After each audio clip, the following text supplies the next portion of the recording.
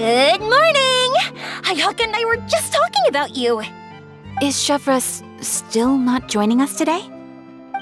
Probably not. We haven't seen her either. Huh? That's such a pity. Director Farina said that we've only got a few small scenes left before wrapping up the entire thing. She even said that she'll get me into a couple scenes, so everyone will have a chance to shine in front of the camera. We were also planning on having a victory feast once we're all finished filming. You can join us, right? If only Chevros was here. I still haven't taken a photo with her. I'm afraid that can't be helped. Those special patrol folks are like phantoms when they've got a case on their hands. But to be honest, I'm even more concerned by what I read in the Steambird earlier this morning. It said that the killer in the murder case was none other than the author of the 2 Musketeers. Oh yeah, I heard about that too. He came forward and confessed his crimes, but gave no explanation as to why he pulled the trigger. We didn't know about this case at all when we joined the film. Is it going to affect the reception of our work? From a pure publicity standpoint, this will draw a lot more attention to our film. I have to say, though, that no director can be perfectly comfortable with garnering attention through means other than artistic skill. To be fair, I feel like that ship sailed the moment you allowed yourself to be named as the director on our posters. It's not my fault that I'm super popular. What was that saying again? My popularity has, Sunk to an all-time low? spread to the 4 corners of Tibet.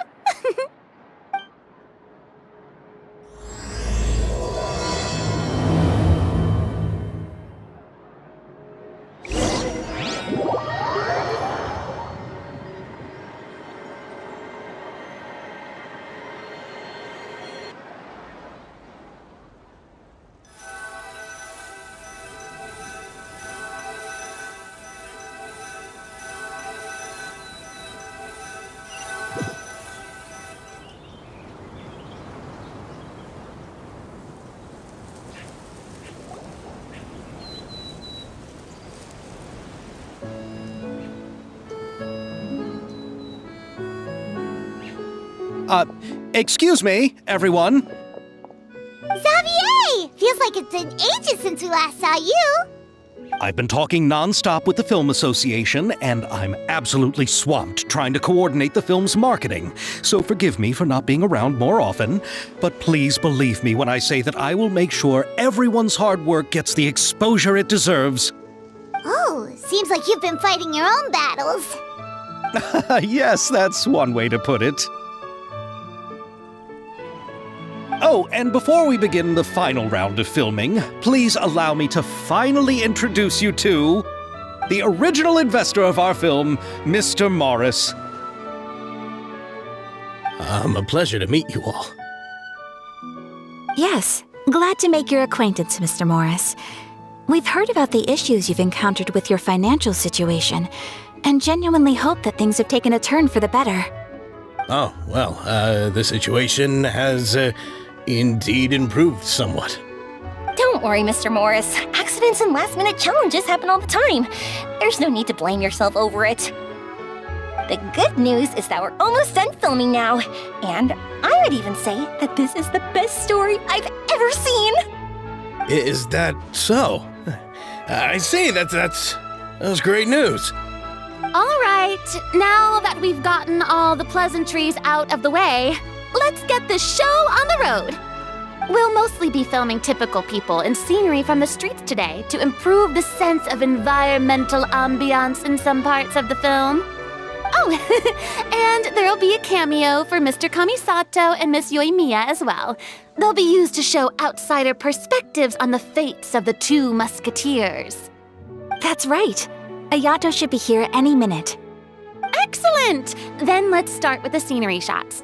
Camera and clapper loader, you're up. Yep, we'll be ready. Remember, all we need are some wide zoom shots of the streets. If you happen to find some particularly lovely patches of flowers and grass, feel free to grab some close-ups of those as well. Ready? Lights! Camera! Action! Okay, now move the camera slowly. Try to focus on that flower. What's wrong? Just adjust the focal length a bit. Something the matter? But wasn't it working fine for all the days before? Veronique, can we try a different camera? No problem. How about this one? All right, let's give it another try. Lights! Camera! Action!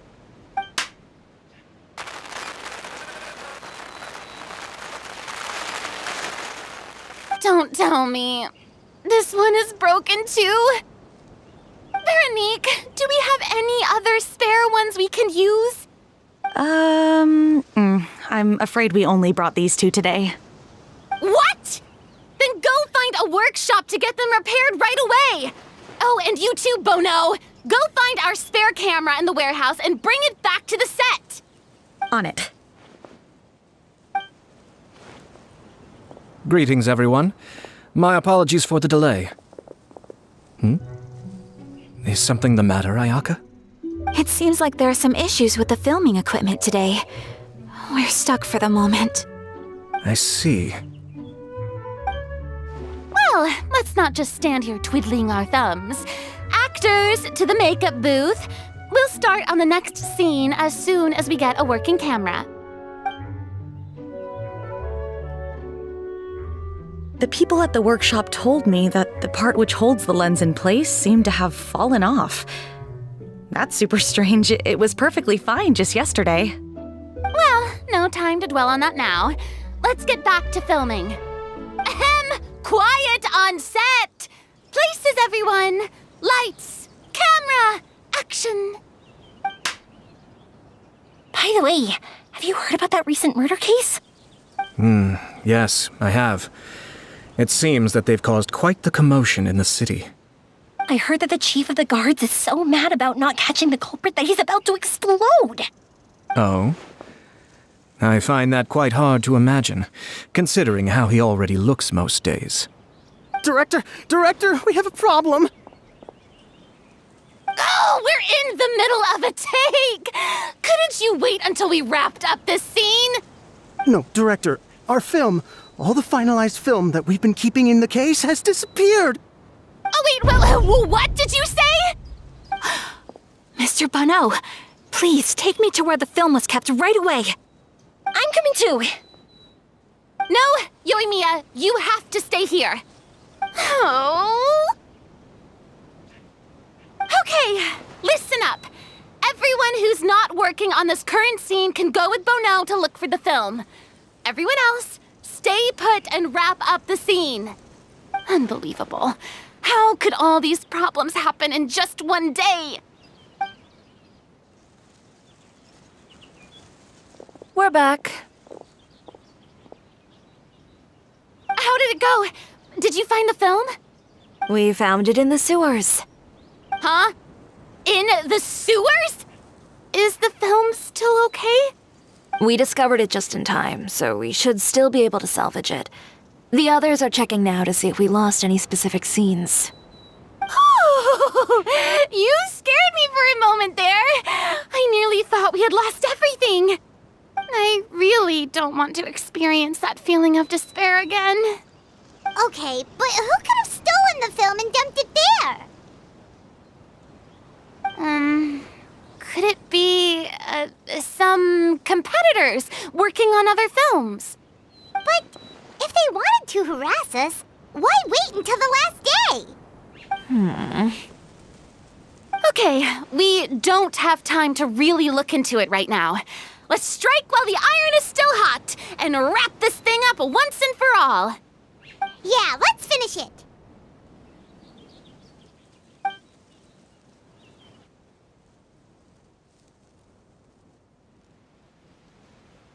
I would like to officially announce that our entry to the festival, The Two Musketeers, has now concluded film filming! Ugh, Paimon is spent. It's so late already. Even though the filming process proved to be extremely challenging, everyone provided valuable and unique contributions to the final product. Thank you all for your dedication and support. And just like Director Farina, I would also like to extend my most heartfelt thanks to all of you. Really, you've all helped me so much. All right, let's save the awards speech for later and hopefully also get some rehearsals in before the real thing. Anyway, now it's time to party!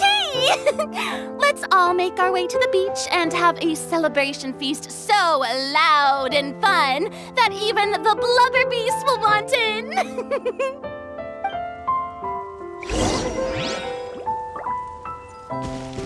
Party, party! Paimon wants to party!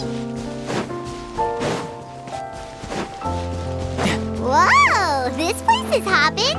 Everyone's finally getting to relax after wrapping up the film. Let's go chat with someone. Hey, Ayato! How's your work been going? Everything went rather smoothly. Thank you for your concern. Ayato told me that we've already confirmed the dates for some Inazuma Fontaine cultural exchange events.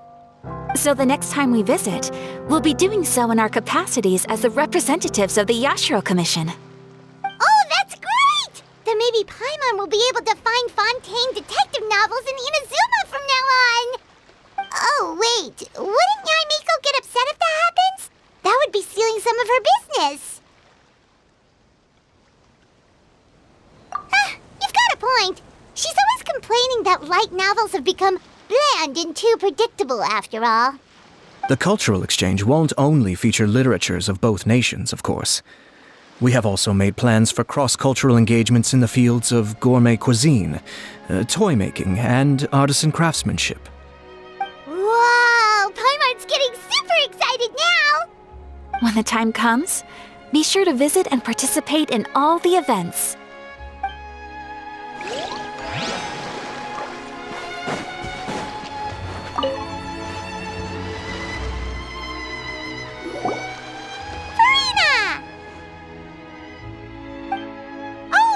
My darling clapper loader and camera operator, you've both worked really hard. Paimon thinks you worked even harder than us. Honestly, Paimon was getting a little tired of playing with the clapperboard by the end of it. Worst of all, Paimon started having dreams of you shouting, "Lights, camera, action!" into Paimon's ears. The actual dream can't even start until you've yelled that. Hey, if anything, shouldn't I be more grand and delightful in your dreams? We've been through so much together, and that's how your brain remembers me?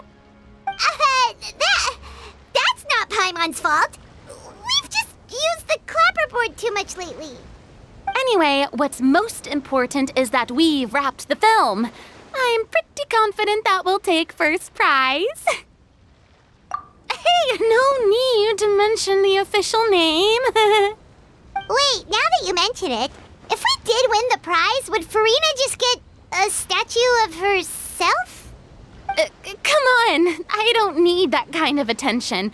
Xavier can accept the reward on our behalf. But just imagine! Farina accepting the Farina Award and holding a Farina statue. I'm going back to my dessert now. You all can keep discussing that on your own.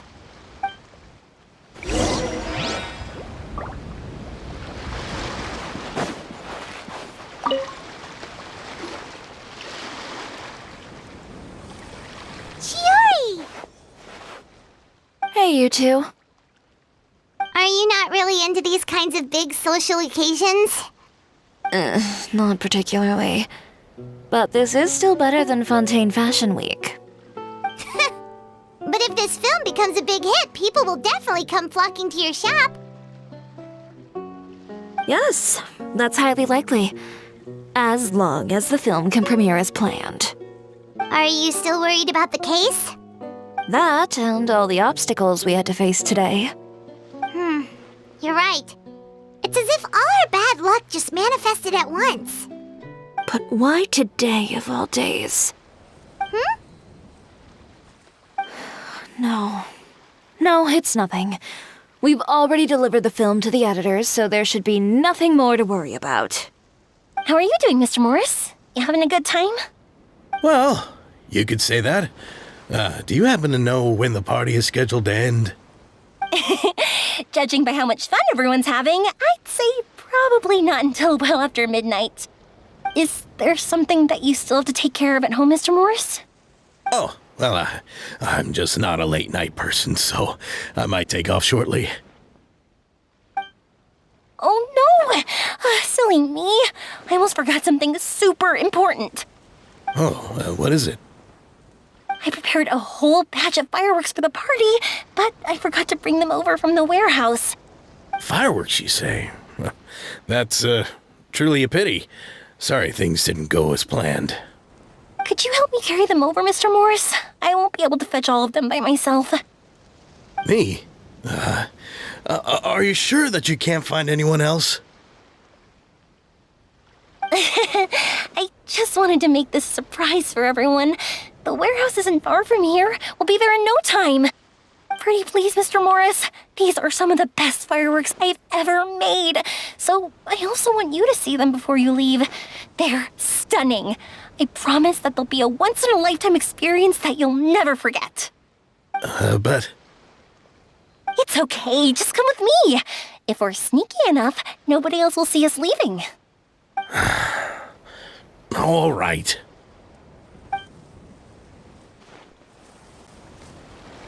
The warehouse is right over here. I moved the fireworks there in advance, so it shouldn't be too much work bringing them back. It's still a ways away from the party. Sorry about that, Mr. Morris. It's probably because I'm used to carrying fireworks all the time, so it doesn't feel like a lot of work to me.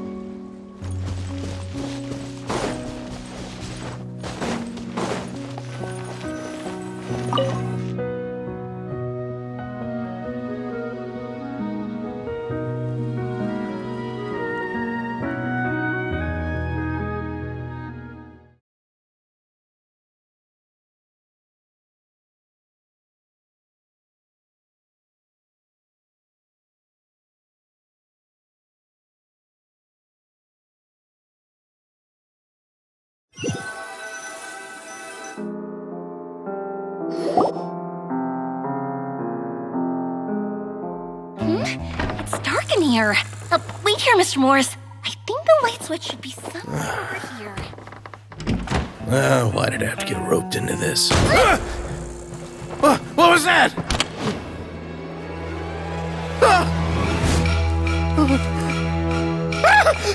Who's there? Get me out! Get me out of here! Did you really think you'd get away, Morris?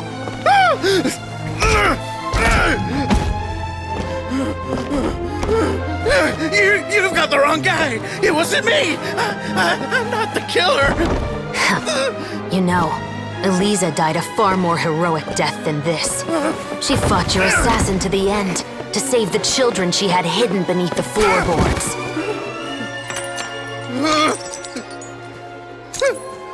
That is Eliza's pendant, the one with a photo of you two inside.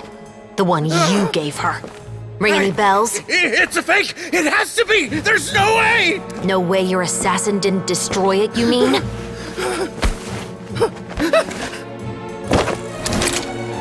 Did you ever love her, Morris? Or was killing her always the plan? No, please. Listen to me. I told Eliza to keep us a secret. I paid her plenty for her silence. I never thought she'd keep the child. Everything was gonna come out, and I had no choice. She'd force my hand. No! I'm begging you. I have money. Just name your price, please. You can keep your Mora, and you can go to hell.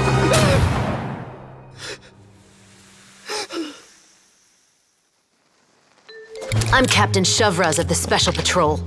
Morris, you're under arrest for Eliza's murder.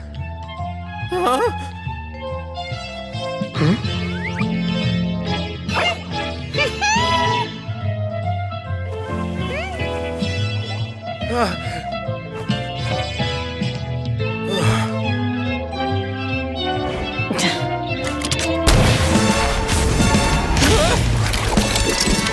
under arrest too, prop manager Veronique. Or perhaps I should call you the second musketeer.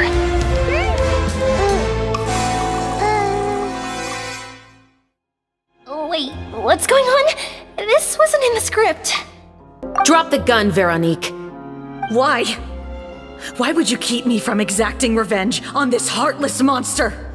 Drop your weapon. This is my final warning.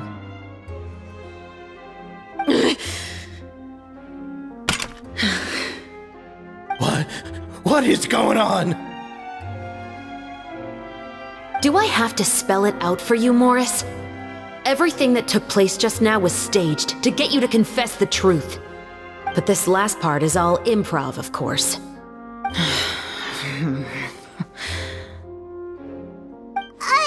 Chevrolet, you told us you wanted us to help you stage a play. You never said anything about the second musketeer. It's because even I had no way to confirm my theory until now. Thank you for your performance, Yoimiya. Could I trouble you to go and bring in the other Special Patrol members? They should be on standby just outside. Oh, and please tell the other cast members not to worry about us. We'll be rejoining them shortly. On it!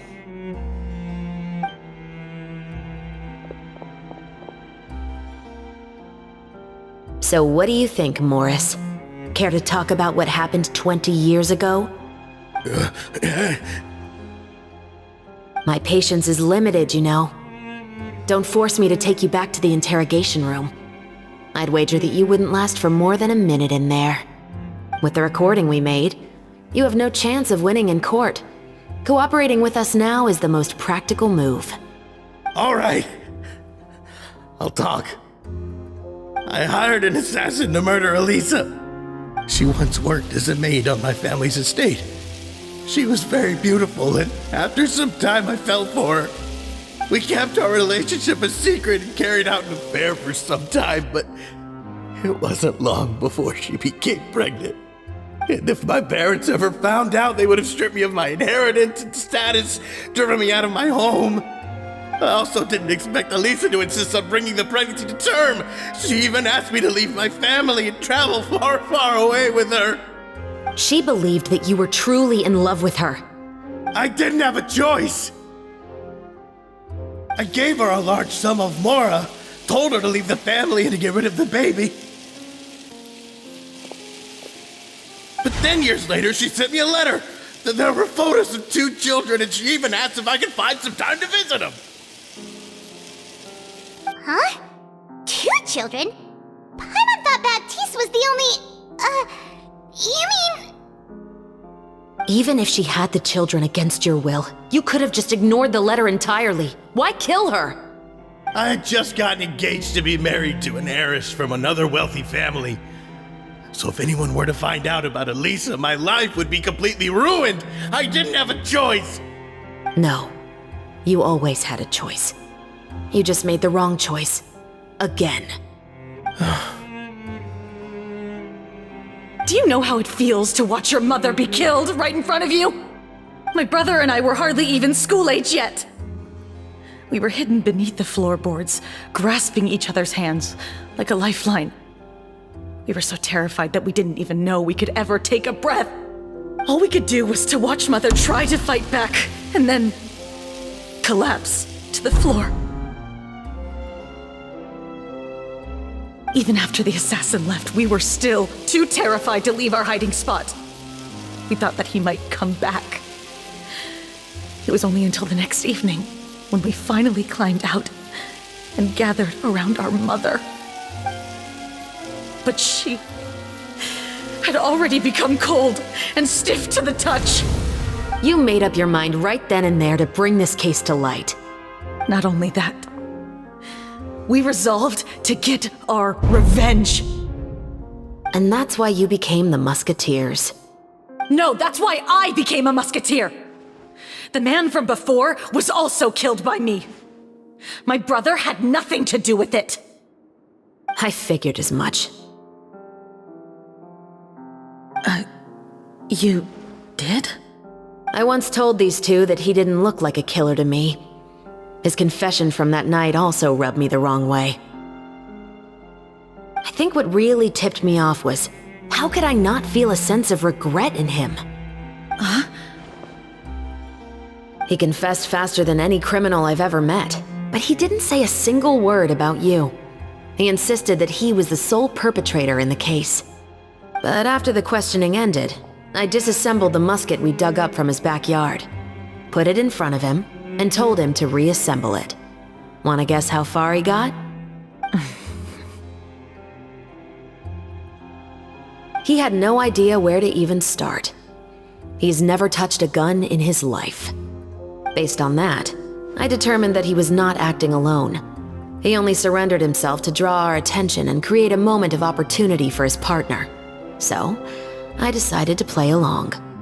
And as expected, the second musketeer followed us without hesitation once she saw Morris get separated from the rest of the cast. Besides, why else would he call the novel The Two Musketeers? But how did you know it was Veronique? I figured it out the moment Baptiste told me his father's name. That so-called financial crisis was all just a ruse. He just wanted to sign up as the investor and then leave the film without any source of funding. After all, he has a vested interest in minimizing the reach of this story. It's really just the same thing as what he did to Eliza all those years ago. Human scum. But then Xavier pulled out all the stops and got the film made against all odds. Morris couldn't have that. With the killer in custody, he figured it was safe to act. And so he came to visit the set today, just as I expected. Wait, so you were behind all those mishaps today?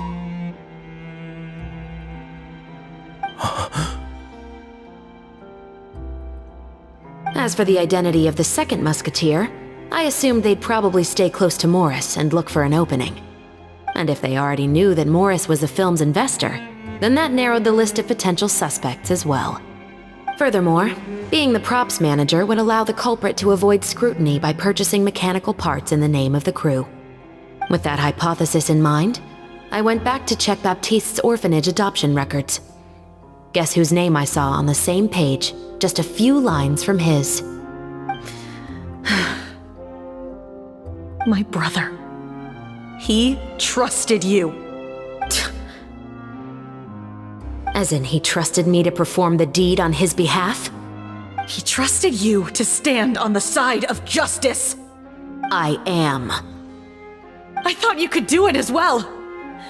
Oh, the look on your face when you told him to go to hell. I really thought you'd put a bullet in his brain.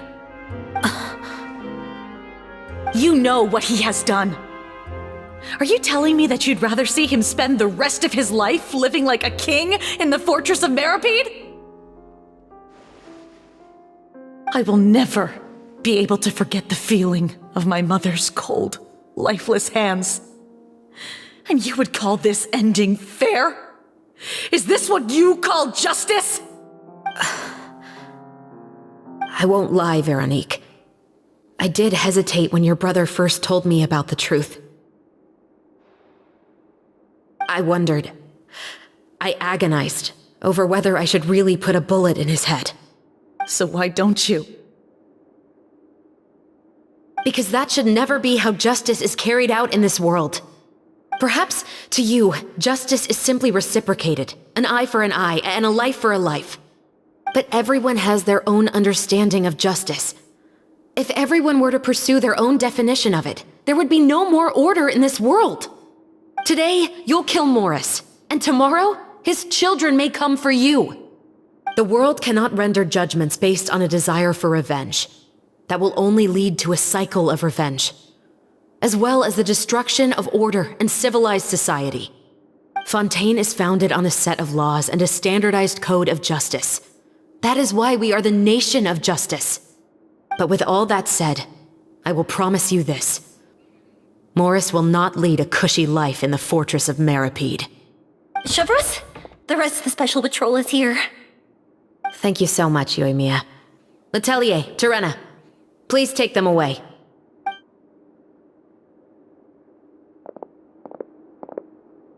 I still can't agree with your reasoning.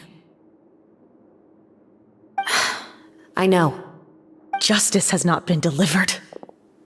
At least, not today.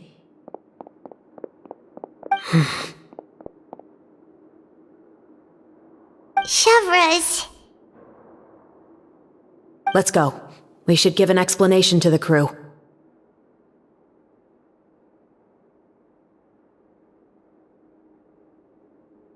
Thank you for your concern.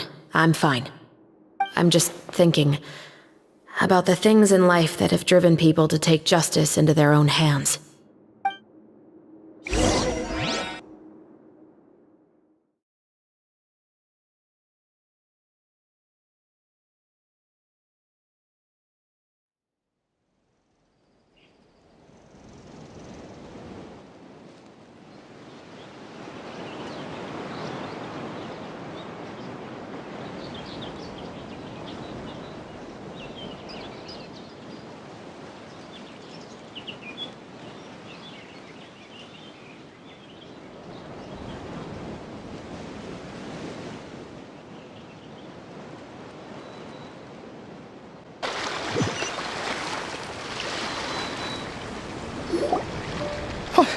Who would have thought Morris would turn out to be... I'm at a loss of words. How could he have done something like this? I'm just glad that you're all safe and sound. Who knew that such a labyrinth of cases would be behind this story? Well, what should we do now? We have a finished film, of course, but should we still go ahead with the premiere? What do you mean? Shouldn't you be even more motivated to spread the word now that you've learned the truth? Chiori is right. I'd also like more people to see this story for themselves. But the real ending of the story seems to have deviated somewhat from the one in the script. Is that still acceptable to you, Miss Chevras? The call is yours. We still have time to reshoot an ending if that's what you'd like. No, it's fine as is. I like what we have for the catharsis. Romanticism is what gives works of art their appeal. Fiction is able to explore means of restitution that could never work in real life. Just like the real world, the world of stories also has its own set of rules and justice. These different possibilities are what initially drew me to reading in the first place. Sounds good to me. I support your decision. What about Veronique? Will she be okay? She will soon face her judgment alongside her brother and Morris. If I had to guess, they'll probably all be sent to the fortress of Meripede. I'll make sure to give Risley a heads up about it. Oh, you mean that kind of heads up? Exactly. Ahem. All right, then the matter's settled. Now that everything's been taken care of, there's no reason for us to keep looking all gloomy and grumpy. Let's get back to the feast and enjoy each other's company. We'll be starting the post-production process tomorrow. You should join us, Chevras.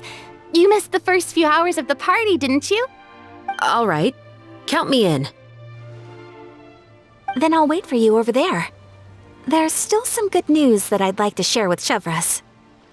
Traveler, Paimon, could you wait for me by the sea after the party ends? I'd like to go on a brief walk with the two of you.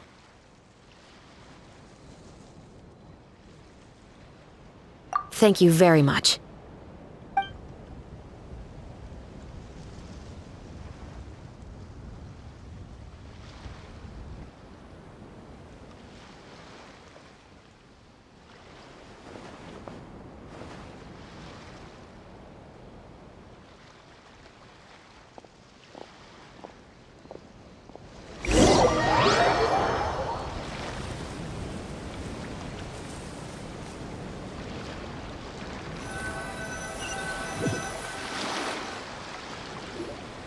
Sorry for the wait. Oh, we weren't waiting long at all. Is there something else you wanted to tell us? No, I don't have anything new to share. I just felt that since you were my investigation partners, I should have another conversation with the two of you.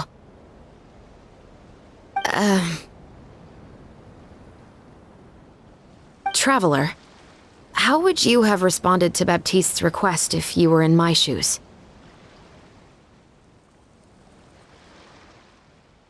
When I was young, my father often took me here to swim. We'd come rain or shine, even when it was freezing cold. He told me that swimming was the best activity to train one's strength of will. You could never give up before reaching the shore, especially when the water was cold. Oh? Why's that? Because the moment you give up would be the moment you die. At that point, I still hadn't received my vision. One winter, the chilly wind felt almost like knives on my skin, and the seawater was so frigid that it numbed my toes the moment I stepped in. I cried and begged my father to spare me from having to swim across, but he wouldn't listen. He used to be a member of the Special Patrol as well. You could say it was his way of educating his children. That sounds awful.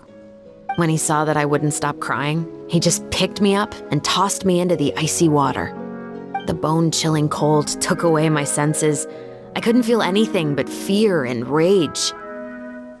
I waited for my father to save me, but one look and I knew he'd already started swimming for the opposite shore. I realized that if I were to give up, I really would die right then and there. I used all of my strength to try and catch up to my father. Those few minutes felt longer than my whole life up until that point. I did, however, make it to the other side. I've never felt afraid about anything in my life after that, nor have I ever cried again. That way of teaching would have never worked on Paimon. Yeah, I don't think that was the right method for anyone. It's just that, working now as I am in the pursuit of justice, I still sometimes feel like I've been tossed into that winter sea all over again. The anger and the helplessness. Chevreuse. But the worse I feel, the more I know to never give up. The alternative would be to forever lose myself among the waves. Anyway, how about a race? Neither of us will drown, but we can still see who swims faster.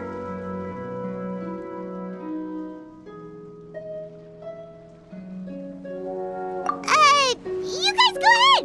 Paimon will grab the clapperboard to mark the start of the race.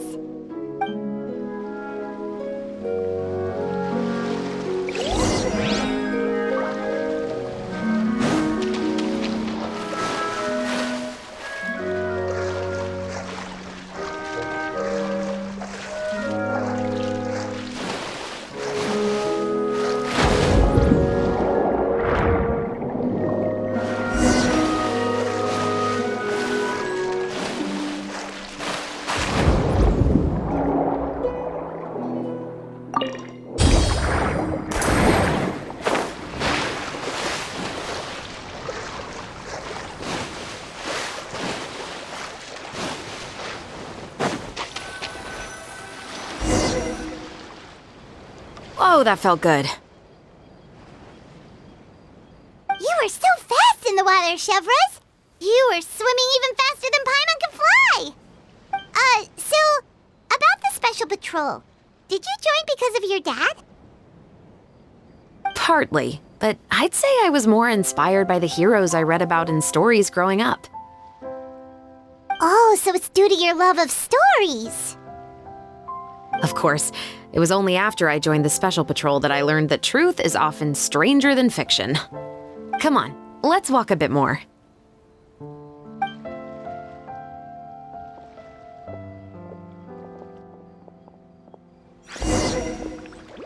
To be honest, I do sometimes question whether the decisions I make are the right ones.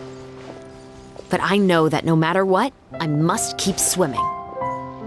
Because the only thing I've got my eyes on is the shore in the distance.